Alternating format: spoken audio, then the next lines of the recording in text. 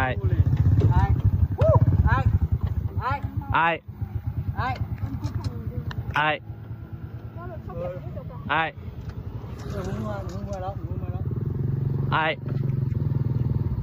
เอาเจ้าบุญยานเขาหลักรถอ่ะไอ้เกิดเหตุค่ำคืนที่ผ่านมาตอน3 โมงเช้ามีคนไปพบวัยหนุ่มคนหนึ่งกินเหล้าเมาไปต่อบ่ได้มันจะผิดกฎหมายดื่มแล้วห้ามขับข้อนี้ยังจำขึ้นใจจอดรถไว้ข้างทางแล้วตนเองก็ไปนอนรับสบายอยู่กลางทางตอน3 โมงเช้าโชคดีที่บ่มีโจรมาหล่อยแล้วจับไปการทักทายสบายดี FC ทุกท่าน FC ทุกคนพบพ่อกันอีกแล้วคลิปนี้เป็นคลิปเรื่องราว วัยหนุ่มคนหนึ่งอายุราวๆประมาณ20 ปลาย30 ปีโชคดีที่พลเมืองดีไปพบไปเจอ3 โมงเช้ามือนี้เห็นเล้าปะทิ่มรถเอากระเจคาไว้เอารถจอดไว้ข้างทางข้างฟุตบาทคักแน่เหตุการณ์นี้เกิดขึ้นอยู่ทั้งหลวงพระบางถ้าจำบ่ผิดนะฟังสำเนียงเสียงเว้าแล้วก็เข้าไปเบิ่งเพจเข้าไปเบิ่งแอปฟ้าของผู้เอาคลิปมาโพสต์ลงเบิ่งแล้วคือจะแม่นคนหลวงพระบางเนาะแล้วบัดนี้เขาเห็นรถจอดเขาก็สงสัยว่าเจ้าของรถเป็นหยังพอขี่รถไปประมาณเกือบ100 เมตรไปเห็นเจ้าของรถนอนเมาอยู่กลางทางโชคดีที่2 คนนี้ไปพบเห็นถ้ากรณีว่าเจอวัยรุ่นออกจากเทคจากบาร์มาในช่วงตอนเวลาซ้ำนี้ต่างฝ่ายต่างเมาขี่รถเร่งปืดปาดเหยียบใส่ก็คือว่ามีสิทธิ์ดับทันทีอยากให้ทุกคนไปเห็นคลิปนี้พลเมืองดีช่วยปุ๊กช่วยเอิ้นเอาแล้วเหตุการณ์มันจะเป็นเท่าใดต่อเราจะสามารถลุกไปที่เฮือนที่ซ่านได้หรือบ่หลังจากชมคลิปนี้แล้วเฮาจึงมาพ้อกันในช่วงต่อไปก็แล้วกันเด้อจะเบิ่งเด้อคนได้นอนอยู่พุ่นรถท่านจอดอยู่พี่กระแจรถกาข้าไว้รถเดี๋ยวจอดเอารถมันก่อนเอาไปรถไปให้มัน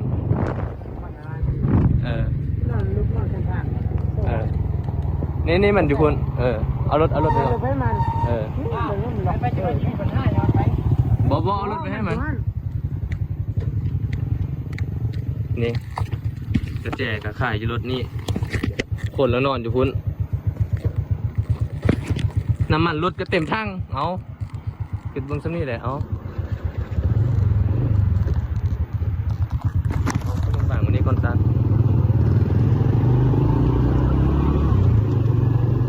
รถเอาปกติมาทุกอย่างเด้อรถนี่เราคนให้นอนอยู่หั่นนี่ไอ้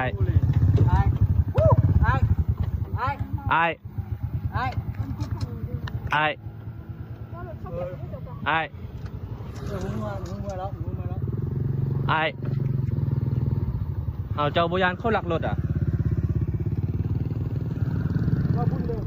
ไอ้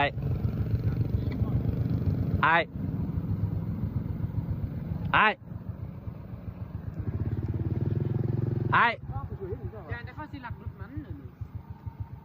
เอาเบอร์เท่าไหร่เนี่ยแล้วก็โทรหาเขาเจ้าเอารถกระแจรถขายอยู่นี่คันแม่นคนอื่นนี่รักแล้วแม่นแล้วไอ้เอาโอ้มีเคยขี่อยู่ให้ไปบ้านเขาเลยน่ะตัวเข้าไปเจ้าเงินอยู่บ้านมันน่ะนี่ที่ตัวหัวแดงเนาะเลยเขาหันเรามาที่จะตองเลยน่ะไม่แล้วเดี๋ยวจะให้จ้อยดูเงินน่ะไอ้เนี่ยจะเอาเขาเกิดมาแล้วนี่ขึ้นมาจะไปเหมาใช่ไหมลูกเจ้าบุญยานเขาหลักรถอ่ะบอยอีกเจ้าอย่าไปใส่เดี๋ยวนี้ไปเจ้านี่มันมือเด็กคนหนึ่งที่เล่นอยู่เลยเจ้าไปบริเราจะไปนอนในไหนคุณคนไปเอาเลยยังไม่ใช่ตื่นมาเนี่ยเอาไอ้เจ้าอยู่นี่ได้ไอ้ไปนอนแคมป์ทั้งบ้านเจ้าใส่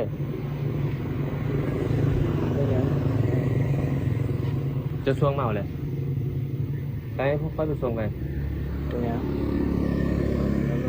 บ่บ้านเจ้าอยู่ใช่ตัวนี้นะพวกค่อยเป็นห่วงเจ้าพวกค่อยเป็นห่วงเจ้าเป็นจังน้อยเป็นแหละเจอคนบ่ฟังดีเด้เพื่อนเจ้าอยู่ใช่ เอาใส่ซองหน่อยไปกันดอกก็ได้ เงินเจ้าอยู่เท่าไหร่ โอ้ยมันดอกมาแหละ ไปลุงไปส่งเราอยู่บ้านดอนกูขับก็ได้คันนี้ให้เราอยู่นั่งน้ำมึง เจ้าอยู่ไม่ได้เจ้ากับไอ้หูไปว่า ไปเจ้าขึ้นน้ำมูค่อยแม่เราค่อยอีขับรถเจ้าไป เจ้ามานอนแคมป์ทางอันนี้บ่ได้ติ เห็นคลิปแล้วบ่ทุกคนค่อยนั่งเบิ่งคลิป2-3 รอบโอ้ปุ๊ก10 รอบก็ยังบ่ตื่นได้เอามือไปตีงไปดึงไปซุกจึงตื่นมางวงเงียแล้วก็คิดว่าเรานอนอยู่เตียงนุ่มๆอยู่ห้องอยู่เฮือนอยู่ซานได้ทันผู้ชมเอ้ยโอ้เรายังโชคดีชั่วโมงนี้นะถ้ากรณีว่าอยู่เส้นทางที่เขาเจ้าไปตลาดตะลีชั่วโมงนี้เป็นคนมักไปตลาดตะลีได้ไปเอาเครื่องเอาของอยู่ทั้งตลาดผู้สี่ถ้าหากว่าผ่านมาแถวนี้โอกาสที่จะเกิดอุบัติเหตุรถใหญ่ทับเลยรถใหญ่เหยียบนั่นมีสูงอันนี้แหละเป็นคติเตือนใจเมาแล้วอย่าสูขับปลอดภัยไว้ก่อนนอนข้างถนนแมมเลยโอ้โหท่านผู้ชมเว้ยบ้านเฮาเมืองเฮามันเกิดแบบนี้ขึ้นมาอีกแล้วสิ่งที่บ่เคยมีก็มีสิ่งที่บ่เคยเห็นก็เห็นสิ่งที่บ่เคยเกิดก็เกิดขึ้นยิ่งพัฒนาขึ้นยิ่งโลกก้าวเข้าไปไกลเท่าใดจิตใจของคนเฮายิ่งเขาเอิ้นว่ายิ่งเสรียิ่งวีหัวขึ้นทุกมื้อสมัยก่อนคนที่จะมาเป็นแบบนี้นอนข้างถนนเมาและนอนข้างถนนบ่เคยมีจักเทื่อครั้งนี้หาเป็นครั้งแรกและต่อนี้ไปมันจะเป็นแบบนี้ขึ้นไปติ๊กๆยิ่งเฮารับเอาวัฒนธรรมความก้าวหน้าของโลกเสรีโลกประชาธิปไตยเข้ามาหลายซ้ำใดสังคมของพวกเขามันก็จะกลายเป็นสังคมแบบนี้หลายขึ้นเท่านั้นเพราะฉะนั้นฝากเตือนไปหาวัยรุ่นเมาก็เข้านอนเฮือนพักห้องแฮมก่อนก็ได้บ่จำเป็นต้องมาขับกลับมาแล้วมานอนกลางถนนแบบนี้1เจ้าเสี่ยงที่จะเสียชีวิต2ทรัพย์สมบัติลดลาเจ้าเสี่ยงที่จะถูกคนอื่นขโมยไปอย่างง่ายดายถ้านอนแล้วนอนฟุตบาทพอใครในอันนี้นอนกลางถนนถือว่าบุญหัวเจ้าหลายที่เจ้าบ่เสียชีวิตในครั้งนี้คลิปนี้ขอฝากฝังไว้สำนี้ฝากทุกคนกดไลค์กดแชร์กดติดตามให้แน่เพื่อจะบ่พลาดในคลิปต่อไปที่สำคัญอย่ากดข้ามโฆษณา